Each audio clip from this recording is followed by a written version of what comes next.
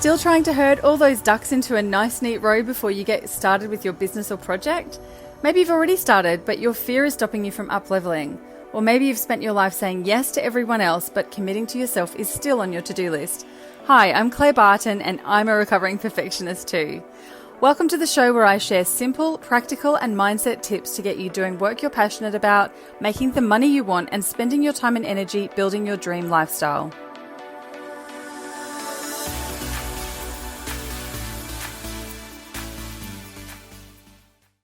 Hello, lovely recovering perfectionists. It's Claire, and I'm joined today by the beautiful Janet Kafadar. Welcome to the show. Oh, thank you. Thanks for having me. To have you here. So I did a call out, long story short, I did a call out recently to my tribe. Who do I need to have on the podcast? And your name came up. So it was lovely to be connected and to see that there were a few people who said, yes, you should talk to her. She's amazing.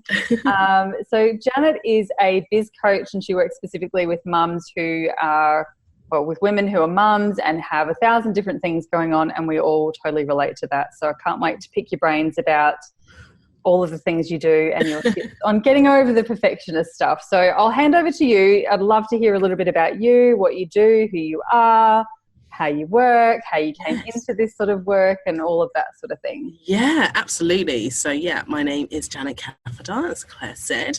I live in Canberra, Australia, originally from the UK. That's why my accent is completely screwed up. And I'm an online business coach for fearless women who are working a day job, working 9 to 5, and want to build their online business empires after dark. The goal and my mission is to really work with them to go after what they want, but actually to help them work on the next impactful step to help them get the thing they want. So what I found so much with a lot of the women that I work with and that I coach and that I mentor inside of my group program is they're doing all the things and juggling all the balls in the air, as well as holding down a day job, looking after their kids, trying to fix a landing page or fix their website, and do all of that stuff that actually just isn't necessary. And so really where I step into that, it's like, okay, let's just rethink this. Let's just take a different look and a different approach to this, and actually what is it that we need to do right now? Because it's so easy for us as women to just get caught up in that. And I completely get it, because I have 3 kids under 8. So I completely understand how that is. I've been in business for coming up to 6 years now, and the businesses have all been very, very different. But when I first started out, probably about first year of business, after changing my first business idea, I was kind of thinking, well, how am I going to make this work? What am I going to do? I had my second child then, and I was doing a contract role, and I was like, you know what? I'm just going to go all in. So at that time, I was building up a course creation agency. So I'd help people create online courses, help them with the tech side of things, but also with the content development and all of that jazz. And I really had almost like, not tunnel vision, but I was like, this is the one thing that I need to do. And I had an end date to the contract, the full-time job that I was doing, and it was ending in like 9 months. It was someone's maternity leave. So I was like, I really do have to make this work. And so I had to let go of trying to make everything perfect and just freaking run with it however it just looked. It wasn't cute, it wasn't perfect by any standards, it was a complete hot mess, but I just had to run with it. And so that kind of thinking and strategy and how I've kind of done things is the same way in which I show my clients, like, let's just peel off all the layers. Things really simple. So in a nutshell, that's who I am and what I do. Love it. Awesome. Thank you for sharing that with us. That's all right. So I'm interested to know, before there was like the crunch time and there was the 9-month deadline and you'd found something that you really loved doing, how did perfectionism show up before that? Like, what were you trying to kind of move away from? What were some symptoms that might have been an issue for you? Oh dear. Trying to get everything just right. Like it needed to be perfect. Like the website needed to be perfect before I could even hit, publish. I needed to have, a really clear idea on paper about who my ideal client was and that perfect persona and all of that stuff without actually going and speaking to someone, and a group of people about that. Like I think about it now, I'm like, oh my God, like what was I doing? Yeah. So really, those were some of the things that were showing up for me, and just spending hours watching videos and doing all the research to gather what it is that I wanted to do. And yes, that did actually help, but I spent way too long. Yeah.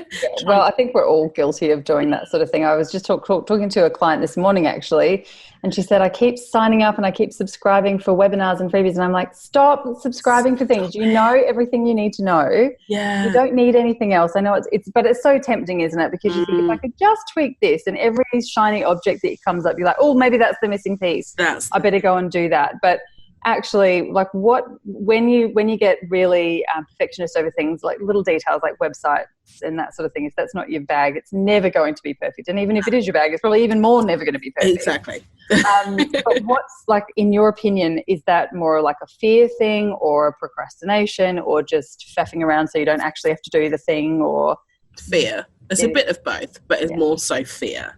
And so when I see that in my clients and I have clients in my group coaching program at the moment, and I see them kind of tinkering, or even I can just like sense it, they're like, I may have set them a challenge or something that they need to do. I'm like, okay, right, can you go, like, for the next week, I want you to work on this, or I want you to reach out, or whatever it is.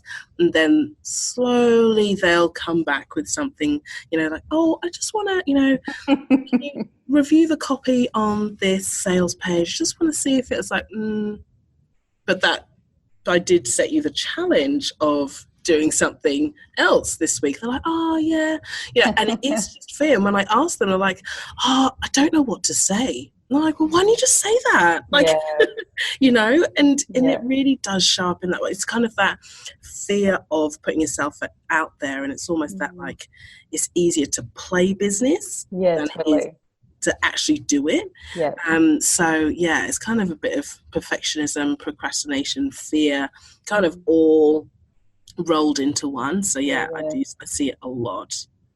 Yes, we all do. We all do it ourselves.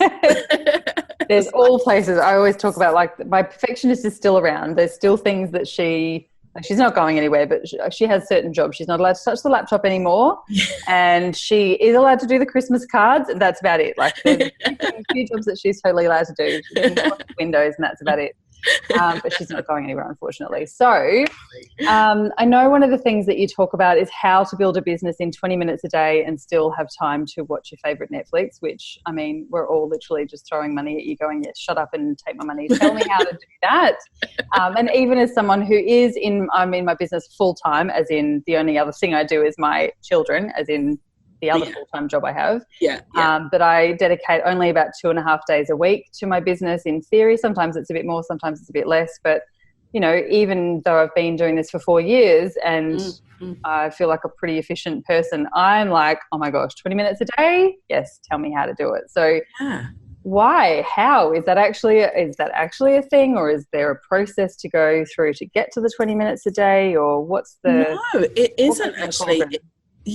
It's this is what I used to do when I was kind of first starting out, and I'm the same. Like, as much as I have my kids that I look after, and I have a good consult as well, a couple of days a week, and I have my coaching business, like, I don't have all the time in the world to do everything.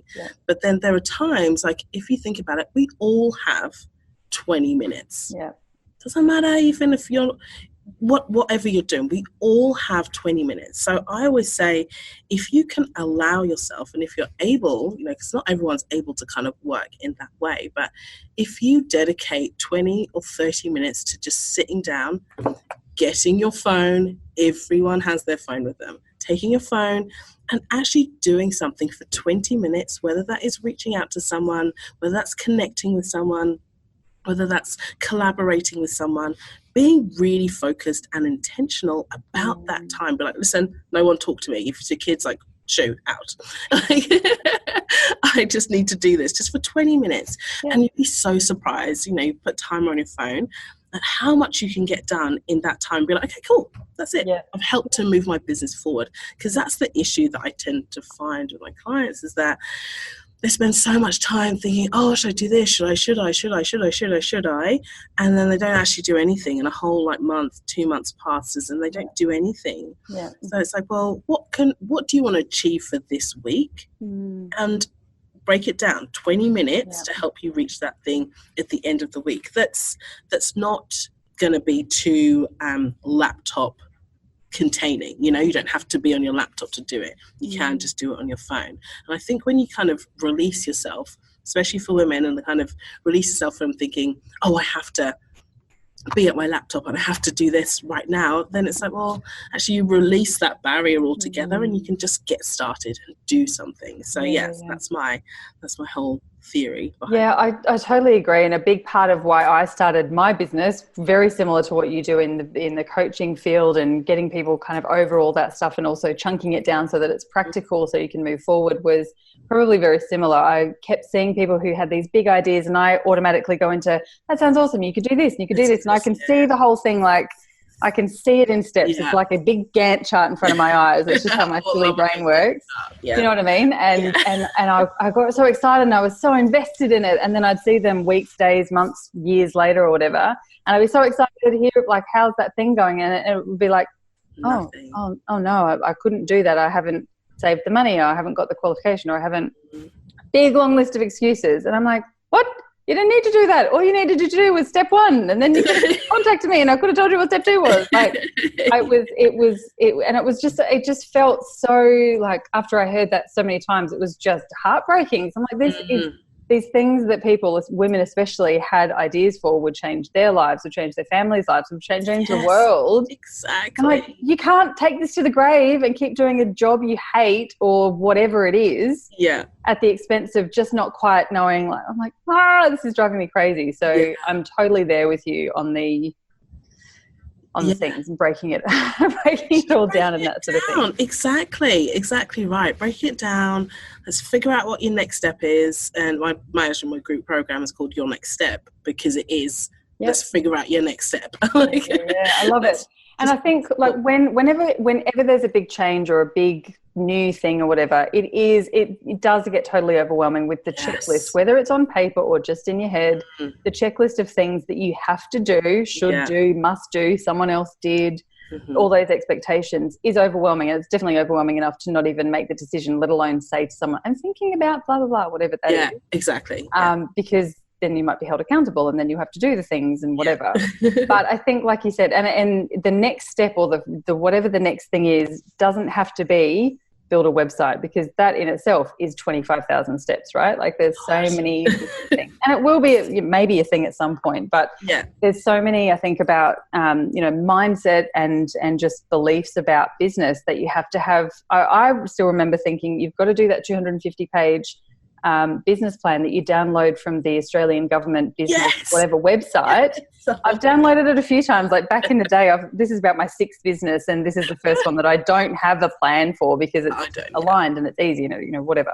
But that was my belief. You had to have $50,000 in the bank, because things were going to cost money and you were not going to make money for a long time, and you had to blah, blah, blah, and you had to get a business loan, and then you had to do the business plan, but you couldn't get the business loan before you got the business plan, because you blah, blah, blah. It was just, that alone is so, the reason why you just don't start. But I think I love the idea of really chunking it down and going, what's one thing? Collaborating, ask some questions, talk to some people, put the thing out there and just see what happens, and experiment and play. And I think in an age now, I spent 5 years helping people, working behind the scenes of their businesses, and really 6 and 7 figure, 8 figure businesses.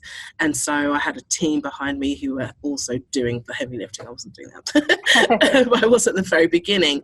What I saw was especially people who would come to me, this is at the early stages, come to me saying, oh, I want to create a course, or I want to do this. And they were like my clients now, and they were telling me that they want to create a course. And I was like, no. Babe, no. Course is not what you need right now, because there's so many pieces and so many moving parts to it. And it's in an age now where everyone's talking about having a sales funnel and having this and having that, and what's your process look like, and blah blah blah blah. It's funny, because some of my clients actually look back, and when I ask them, like, have you actually reached out to it? Have you actually told your family what you do? Yeah. Do they even know? And they're like, oh, a couple of people know. It's like, so you actually have, so you're worried about sales funnel right now and whatever it is, but you actually haven't told your family, your friends even, what you do and how you might be able to help them. They might know someone, you know, like, it's almost like, oh, that's really simple.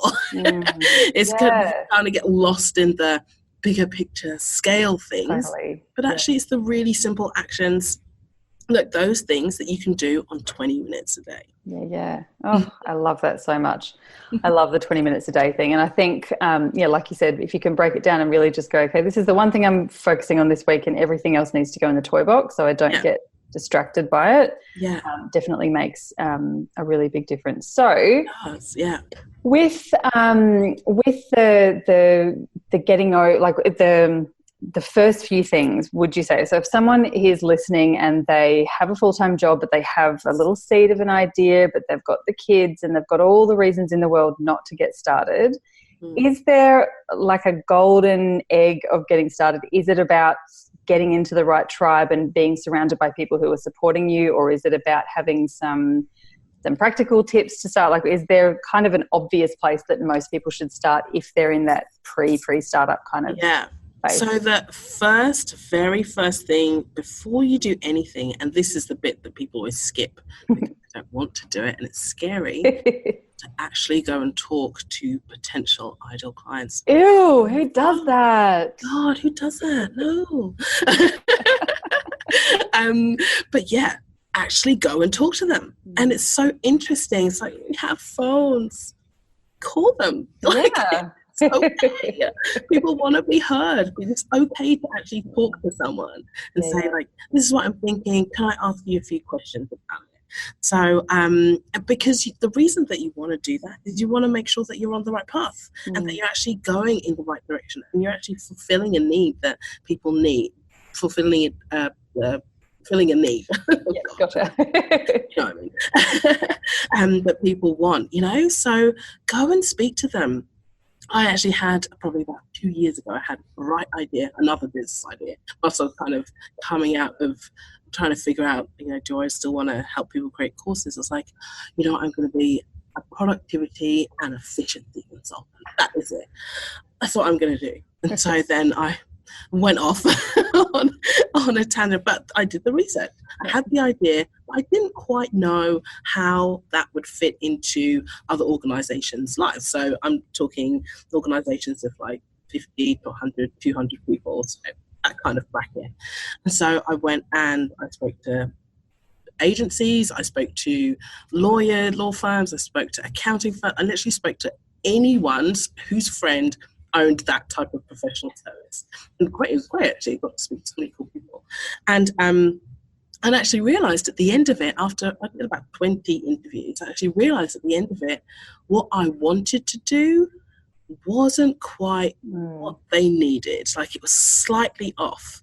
Now, if I hadn't have done that research and I'd kind of like gone off, into the out into the world and put that out there, it would have fallen flat.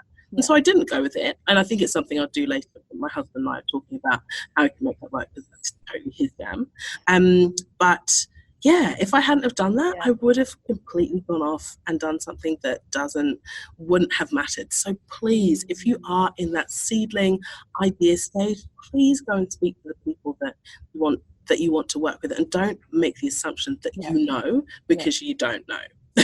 until you talk completely agree. And it can be something simple like messaging. Like you could still do efficiency, and you probably still do a lot of efficiency and productivity stuff, but it's not the sandwich board out the front, because that's not, people aren't going, I need to be more productive. They're going, I need to make more money, or I need, whatever. So it can be tweaking it, one way or the other. Either it's the wrong people, or it's the wrong product, or it's just the wrong message, or probably a plethora of other things. But yeah, I totally agree. And I think, I talk a lot about choosing who you talk to about, because, there's always Uncle Sam Uncle Sam, that was a bad example, Uncle whoever, Daryl, who will do the whole, oh, that's cute. That's a cute little business idea, lovely. Isn't it? Or the, what's she doing now? Or any number. And we know who those people are, by and large. Sometimes they jump out and surprise us, but by and large, we know who the ones are who are going to give us shit about it.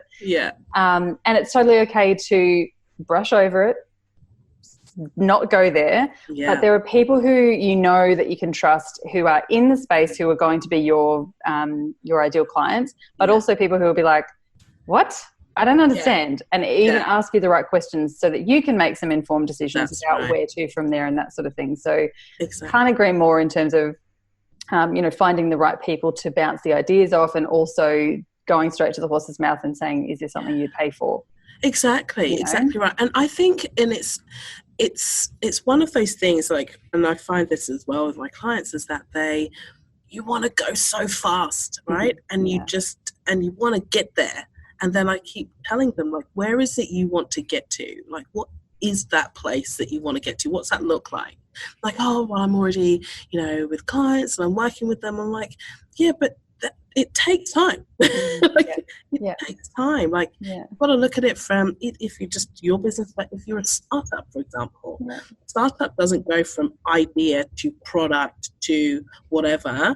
Like, they probably have a good 3-year window, get investors, all of that stuff before you even see anything. So as women, as much as we're trying to do everything on limited time, go easy on yourself. Like, allow yourself to just keep taking steps each day incrementally forward, and then you will eventually, it's kind of compound, and you get there over time. So I totally agree. It's about experimenting and trying things and giving yourself permission to fail and stuff it up and learn from the lesson and keep moving forward and not beat yourself up, right? And tweak whatever needs to be tweaked. What was I going to say? There's I totally just lost my train of thought. Experimentation and trying new things out. Don't know where I was going to go with that. Anyway, yes, I totally agree. It's definitely part of the process to be able to, fail and try things out. Oh, that's what I was going to say. I think one of the really important things is to keep checking in with what's important and what the goals are, rather than, you start at the beginning. And I know a lot of us listen to like podcasts, and we watch all the Marie Forleos, and we watch all these big names, and we think, oh, well, they made it to $1 million in 6 months. I'll have to do the same thing. Otherwise I'm a failure as well. So, like the comparisonitis thing is a thing, and it's a clear and present danger. But also, I came across someone probably 2 years ago, and she was like, oh, I'm so sick of this 6-figure nonsense talking about this, blah, blah, blah. She, in her lifestyle with her partner and her kids and their investments and his job and all that sort of thing, the reason that she was doing it was for love and travel. So she was like, we do it. We it's like a, we can do things with my business, which means that we get to travel 10 times a year. And it means we get to do this, and it means we get to do this, and we have a jet ski and whatever. And she's like, I have no interest in having $1 million business. Yeah, exactly. But before that, she sort of got to the point of actually recognizing that that's what she was striving for. And so she kept feeling like a failure because... Yeah, exactly. She was actually going after a goal that she didn't want. So it wasn't even her goal. It wasn't even her goal. It was just what she thought she was supposed to be doing, because everything else was wrong, or everything else was a failure. So I think... And it's a really scary thing to go, actually, I don't want $1 million business right now. Ask me in 12 months' time, and I might be like, yeah, get out of my house. I'm here for $1 million business or nothing. Exactly. Or whatever, but it's okay to change. And one of the filters that I love that helped me get a bit more aligned in terms of my business goals and that sort of thing was someone asked me, how do you want to, what 3 things do you want to be spending most of your time in your business doing? And I listed those things out. And what 3 things are you doing in your business that's taking most of your time now? I listed those 3 out, and there was no crossover. Like, oh, I'm building a business for a goal that probably isn't quite aligned, and I'm spending all of my time doing shit that I hate doing. Yeah. Why? God. Why don't I just go and stack shelves? Like, Exactly. there's no point in being here. So, exactly. Yeah. How do you run all of that sort of thing? Yeah. Well, it's funny because my previous business, it was like a machine. It felt like a machine. There were so many moving parts, so many different clients, different projects at different stages, developing content, all of that I had to be across and kind of know. And I did the calls with the potential clients coming in. And so there's so many moving parts to it. And as much as I loved it, I got to a point I was like, I can't talk about another course again. Like I want to see one. Tell me now. I want to talk about one. I was just over it. And I like removed myself from the business, but pretty much. And I let the guys just handle the rest of the projects. I was like, after this, guys, there's no more. Like I don't know what I'm going to do. And it was because there was so much going on, I just didn't enjoy it. And it wasn't lighting my fire, and it wasn't my goal anymore, because I'd kind of moved past the goal. The goal was like to do something for myself and to have my business, to be able to pay my mortgage.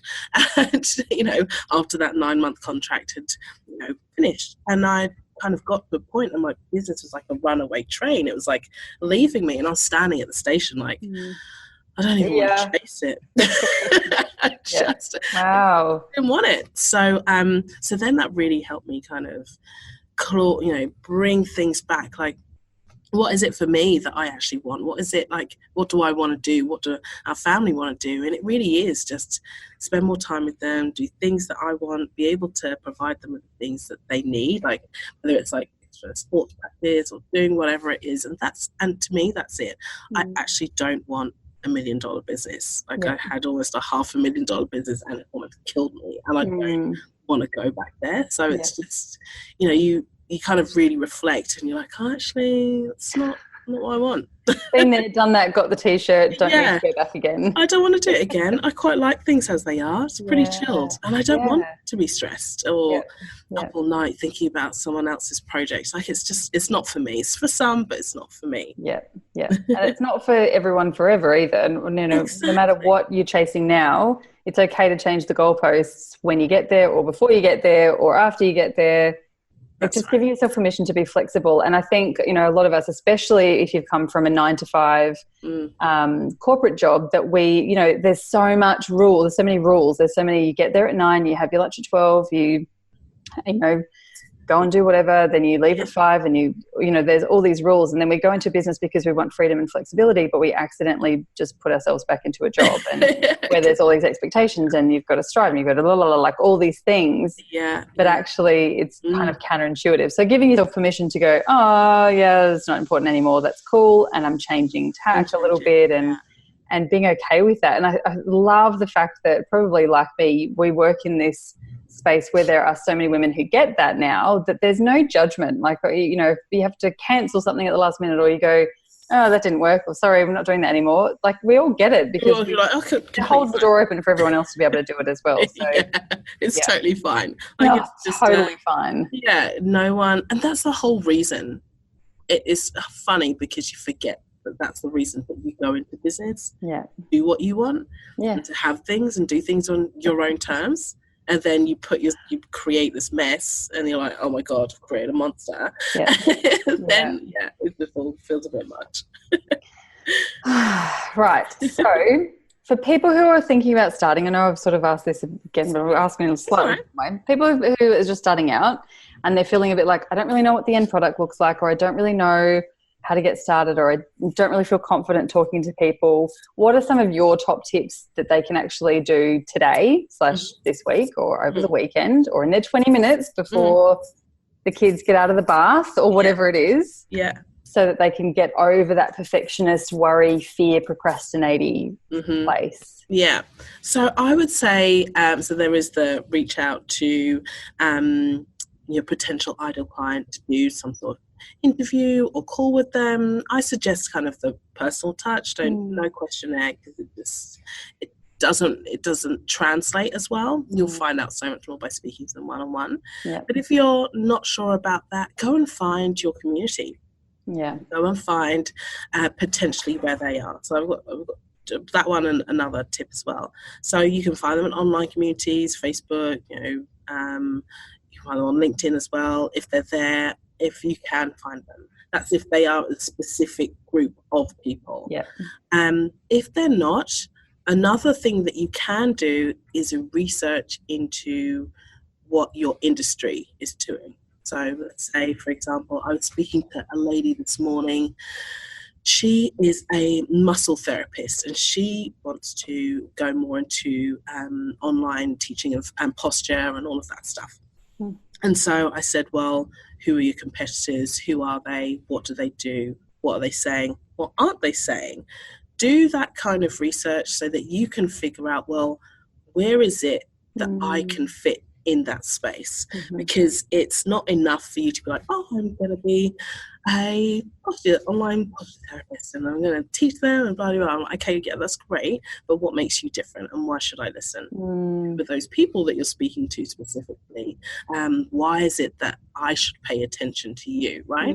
So I do this a lot of the time with my clients one-on-one. I'm like, we need to make you different, and the way in which you can, and a simple way to think about it is what is being said online, what actually really pisses you off. Sorry, my French.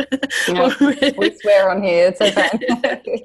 What really, really gets your goat about the industry or that you're in, or what people say, and you're like, that's completely wrong or completely flawed. It's almost like you go, one person goes this way, the whole group go that way, and you go the complete opposite, and you're like, this is where I'm standing, and this is who I'm here for. So you can do that all on your phone. That's 20 minutes of that research. Just those types of things. So you kind of frame your mind in the right way so that you are setting yourself up when you do sit down on your computer and be like, right, I'm actually going to work on this. Or, or if I am going to do a post, I'm going to do a post about what's actually really ticking me off about things that I see, So, those are my kind of little starting places. Don't take up too much time. Don't take time. You don't have to help people drive or anything like that. No, I think that's really beautiful. It lets you know, like, who's who in the zoo and where you sort of sit on certain matters. And there's, definitely things that you come across and you're like, yeah, whatever, that's fine. But there's always something that you're like, we've all done it. I've unfollowed so many people who are like in the same space because it does trigger me so much, but it gave me some brilliant fodder in the beginning as well to just go, rah, not mentioning any names, but this is BS, blah, blah, blah, blah. But yeah, I think it just gives you a really good grounding. And, we talk a lot about visibility and feeling confident enough to get visible and to get a bit ranty and to have an opinion, because we all know, especially #Australian tall poppy syndrome, we all know that that's a little bit scary to get up and disagree with something or to go against the grain or whatever. But that is the only way, I completely agree, it's the only way to actually build your own tribe and to build your following. And it's scary as hell the first time you do it, but as soon as you do it and people come out of the woodwork and they're like, oh, thank God, you're like, oh that's why. I'm not the only person, because as every single time you see someone do it, there's a horde of people behind them going, thank goodness, thank you. Everyone, you're the first one that had the guts to do it or to say it or whatever, and most of the time it's not as controversial as we think it's going to be anyway. Exactly, it's mostly in our heads. It's awesome. True. Oh, I have loved this. We could literally geek out over this stuff all day. But how can people find you? Obviously, your links will be in show notes, but how can we lovingly stalk you online? Yeah, you can legally stalk me. That's fine. You can come to my website, janetkafadar.com, KAFADAR.com, or you can kind of come and follow me on Facebook. I have a Facebook group as well, free Facebook group, Build Your Business After Dark community, and that's awesome. It's been so awesome chatting with you. I hope that's been really helpful for anyone who's listening and they're thinking about starting a business or a project. we are 100% behind you, and we'll totally be your cheerleaders from the sideline, if not more helpful. Exactly. Thank you so much. It was awesome chatting with you, and I'm going to go and lovingly stalk you a bit more online too. Okay, cool. Sounds good. All right. Thanks so much, Claire. Thanks, Janet. Bye.